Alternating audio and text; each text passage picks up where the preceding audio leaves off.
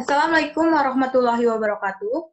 Kali ini kita akan belajar lagi tentang kerajinan bahan lunak dengan subtema prinsip kerajinan bahan lunak. Tujuan dari pembelajaran ini adalah agar siswa dapat memahami dan menjelaskan tentang prinsip-prinsip kerajinan bahan lunak. Nah, yang pertama, silakan perhatikan gambar.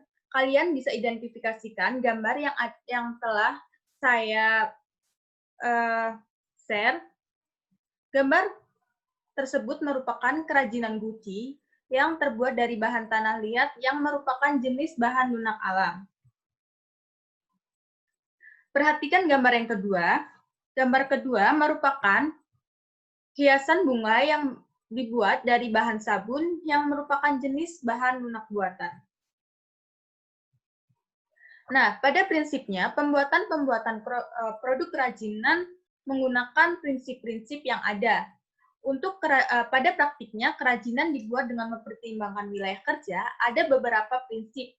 Yang pertama, ada keterampilan tangan, di mana kerajinan dibuat dengan menggunakan keterampilan, meskipun jumlah produksi yang ada itu banyak. Untuk sementara ini, ada beberapa industri yang bertumpu dengan memproduksi dengan menggunakan mesin.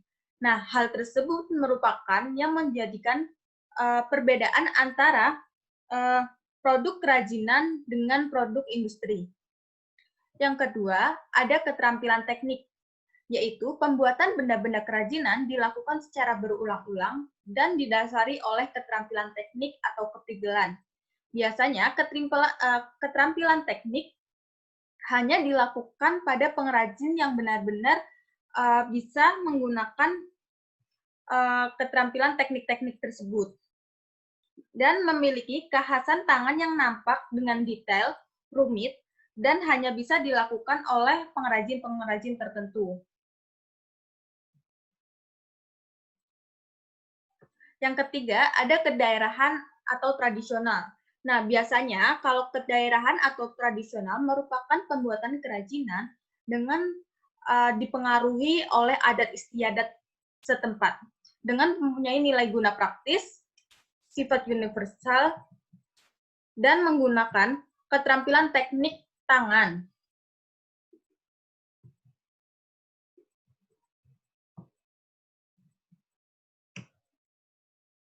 Kerajinan bahan lunak sendiri memiliki pengertian yaitu produk kerajinan yang menggunakan bahan dasar yang bersifat lunak, yaitu lentur, lembut, empuk, dan mudah dibentuk.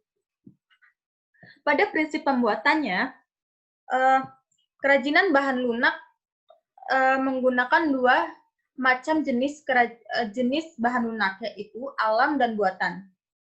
Yang pada khususnya memiliki kecenderungan sengaja dibuat secara khusus dan sangat mempertimbangkan aspek pemaduannya.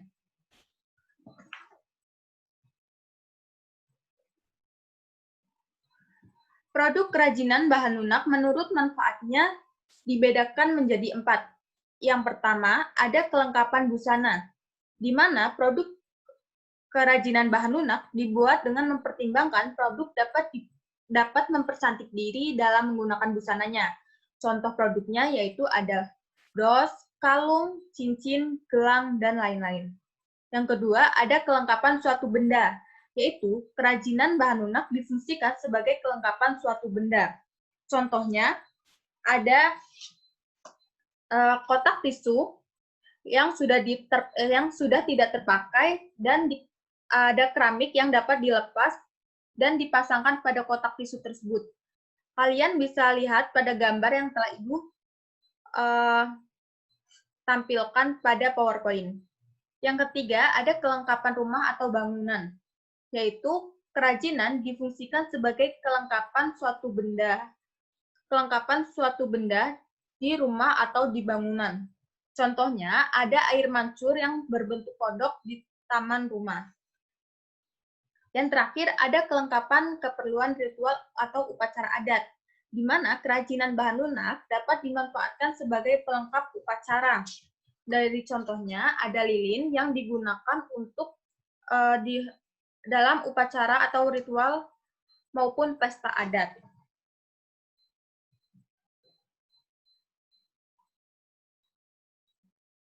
Berdasarkan prinsip-prinsip kebermanfaatan yang tadi sudah dijelaskan, kerajinan bahan lunak dapat dikategorikan sebagai beberapa produk-produk seperti yang pertama ada menambah keindahan, di mana keberadaan kerajinan bahan lunak dapat memperindah penampilan dari suatu benda tersebut. Yang kedua, ada memberi penekanan atas kekhasan pada suatu benda, di mana jika diberi kerajinan bahan lunak, maka sesuatu benda akan memiliki khas atau penekanan tertentu. Yang ketiga, ada menjadi persyaratan pemakaian, yaitu kerajinan bahan lunak merupakan persyaratan untuk dipakai. Namun, jika tidak digunakan, maka kerajinan tersebut tidak memiliki arti apa-apa. Yang keempat, ada merupakan pertanda atau simbol, di mana produk kerajinan bahan lunak dijadikan sebagai pertanda atau simbol untuk suatu kepentingan.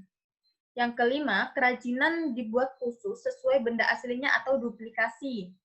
Yang hal di sini merupakan menyerupai bentuk aslinya untuk alasan atau kebutuhan tertentu. Untuk yang terakhir, ada sebagai bagian dari karya seni, yaitu kerajinan bahan lunak dibuat sebagai karena mencerminkan ekspresi keragaman budaya Nusantara. Nah, dari maka itu, kerajinan bahan lunak merupakan bagian dari karya seni.